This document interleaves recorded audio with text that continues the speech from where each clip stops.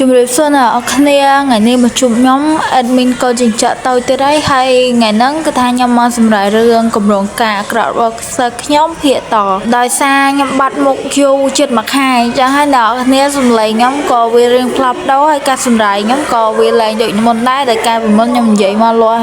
លះអីចឹងណាតែឥឡូវឡើងដូចមុនហើយឥឡូវនេះកុំឲ្យសារទៅបាយយូរចូលមកដល់សាច់រឿងហ្មងតើអ្នកគ្នា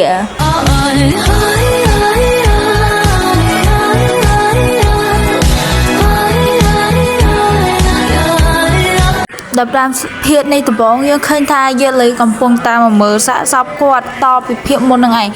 ដល់យាលីហ្នឹងក៏បាននិយាយថា10ឆ្នាំហើយលោកគ្រូអីចឹងណាហើយបន្ទាប់មកក៏បានថែមភាពតិចនៅក្នុងបន្ទប់ហ្នឹងព្រោះអីដើម្បីធ្វើឲ្យសាកសពរបស់លោកគ្រូគាត់នៅល្អដូចដើមអញ្ចឹងណាហើយបន្ទាប់មកយាលីហ្នឹងក៏គាត់ស្រក់ទឹកភ្នែកមកព្រមទាំងនិយាយថាលោកគ្រូខ្ញុំមកមើលលោកគ្រូរាល់ថ្ងៃ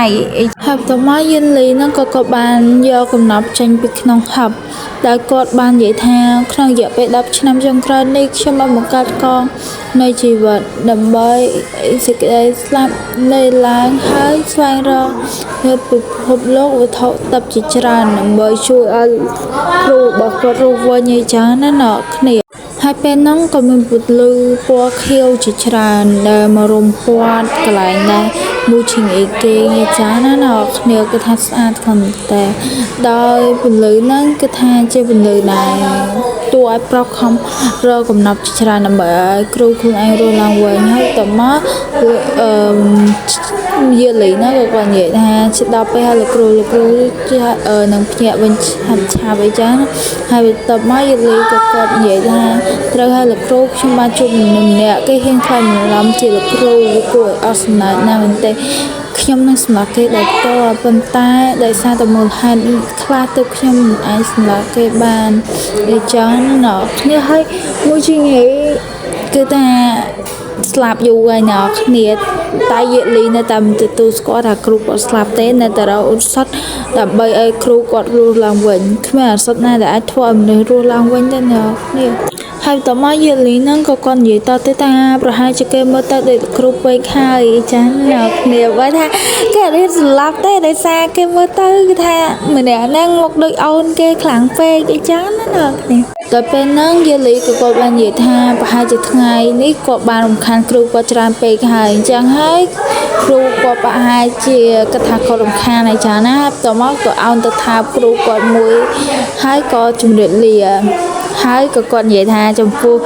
មនុស្សម្នាក់នោះចំពោះមួយជាងាយកូនស្រីយើងដែលចាប់ជាតិណាអ្នកគ្នាហើយបន្ទាប់មកកូនប្រុសរបស់យើងហ្នឹងក៏បាននិយាយថាដោយសារតែមួយជាងាយកូនស្រីរបស់នេះហ្នឹងនិយាយថាគាត់ហ្នឹងគឺជាគ្រូរបស់មួយជាងាយអញ្ចឹងហើយគាត់នឹងឲ្យកូនស្រីមានហ្នឹងបង្ហាញហើយបន្ទាប់មកកូនប្រុសមានហ្នឹង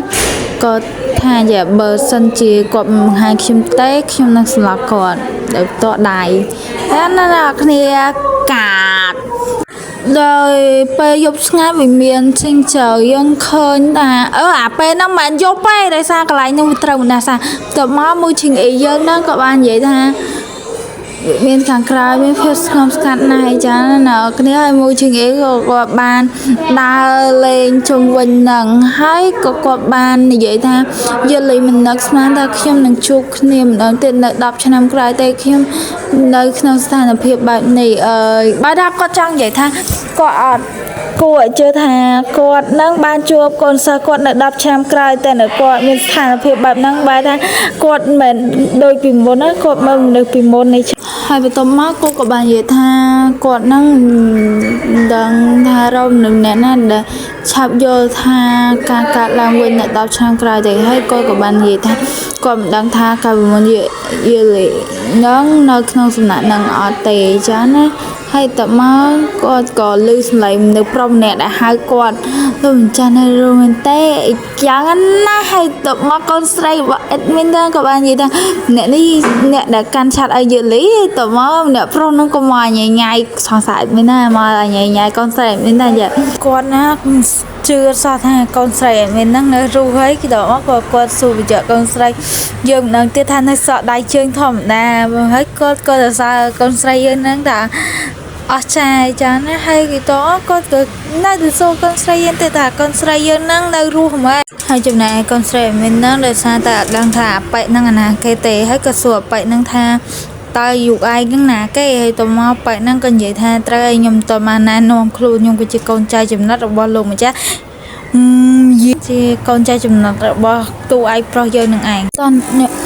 គ្នាវីដេអូហ្នឹងក៏ឈានដល់ទីបញ្ចប់ដែរជាទីបញ្ចប់នាងខ្ញុំសូមអរគុណអ្នកទាំងអស់គ្នាដែលចំណាយពេលអត់ប្រយោជន៍ដើម្បីរងចាំរឿងរបស់ខ្ញុំចេញភាគតហើយនឹងចំណាយពេលចំនួន5នាទីជាងហ្នឹងមើលរឿងដ៏អត់ប្រយោជន៍មួយនេះវិញអ្នកគ្នាយកពេលវេលានេះទៅទិញមេរៀនប្រហែលជាចាំបានសំណួរពី3ហើយសូមអរគុណ